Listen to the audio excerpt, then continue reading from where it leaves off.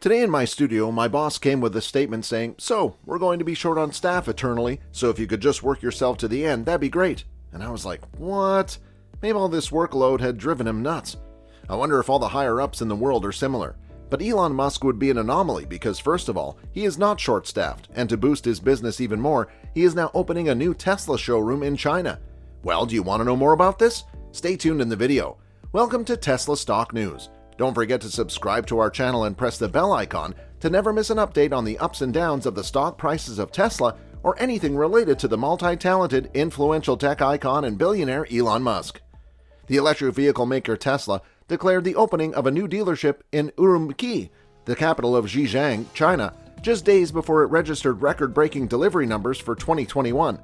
In 2022, let us together launch Zhejiang on its electric journey, Tesla wrote in a December 31st post on the Chinese social media platform Weibo. Tesla has unwrapped a new showroom in Xinjiang, a region in western China that is purported to be the site of abuse and violent repression of the country's Uyghurs, a predominantly Muslim ethnic minority. The province has become a main geopolitical hotspot in recent years and a key source of uncertainty between Beijing and Washington, which has effectively prohibited imports of products made there with recent law. Just over a few weeks ago, President Joe Biden approved the Uyghur Forced Labor Prevention Act and signed it further. Tesla's determination to open the new showroom arrives as U.S. companies face intensified attention for doing business in Xinjiang, where government authorities have reportedly detained up to 1 million Uyghur Muslims as part of an assimilation campaign. The Chinese government is condemned of a range of invectives towards Uyghurs and other ethnic minorities in the region, including mass surveillance, cultural and religious erasure, and forced labor, according to a Human Rights Watch report. But China is also essential for Tesla as a major manufacturing hub and a huge trade market that is stimulating the company's profitability. Tesla, long championed by China's ruling party, has invested billions of dollars in China to ensure it has a place in the world's largest car market, where more than 14% of cars sold are electric. The commencement of the Urumqi showroom shows the automaker may be ready to overlook heinous abuses to seize more domestic customers. However, the automaker has run into some challenges in the country lately, including a large recall and improved competition from Chinese electric vehicle manufacturers. Yet, the automaker recorded a heightening market share in China over the first 3 quarters of last year. While Tesla risks international scrutiny with the Xinjiang showroom, the law enacted last month targets goods exported from the region to the U.S. It is unlikely to change the way the automaker does business in the growing Chinese market, at least for now.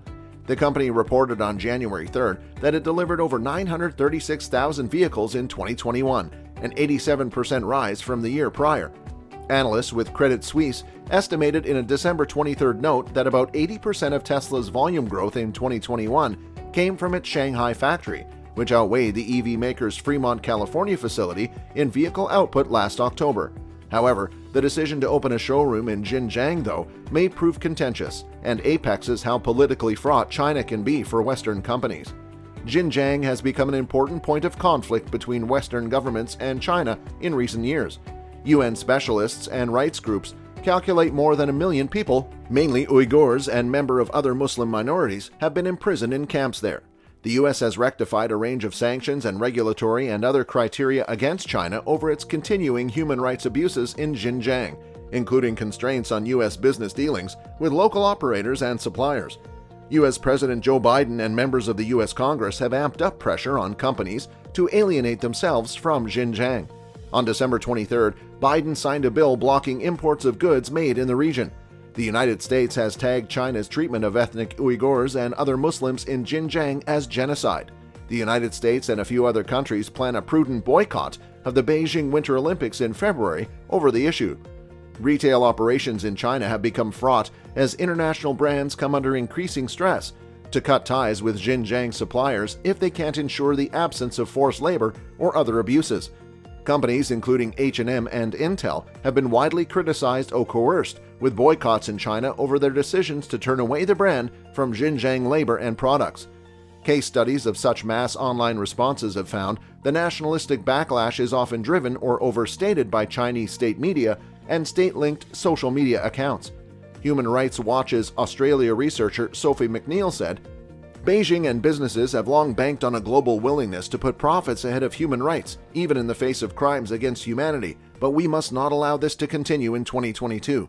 Elon Musk and his Tesla executives need to consider human rights in Xinjiang or risk being complicit, she added. There is this tension between global investors and the Chinese government.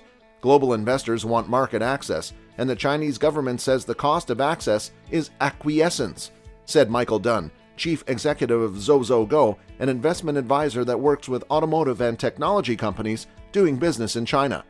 No American corporation should be performing business in a region that is the focal point of an issue of genocide targeting a religious and ethnic minority, said the Council's Director of National Communications, Ibrahim Hooper. We call on the government of the People's Republic of China to immediately end genocide and crimes against humanity against the predominantly Muslim Uyghurs and members of other ethnic and religious minority groups in Xinjiang, U.S. Secretary of State Anthony Blinken said in a statement at the time of the signing. Although China has frequently and strongly denied harming the Uyghur people or employing them to perform compelled labor. Instead, Chinese officials have said that Uyghurs are being taken to re-education centers in order to prevent religious extremism and terrorism. Tesla, the world's most valuable automaker, announced on December 31st that it was opening a showroom in Xinjiang's regional capital, Urumqi. Maybe Musk is just trying to look at the optimistic end of the boat, although he has encountered some troubles with the Chinese government in the past.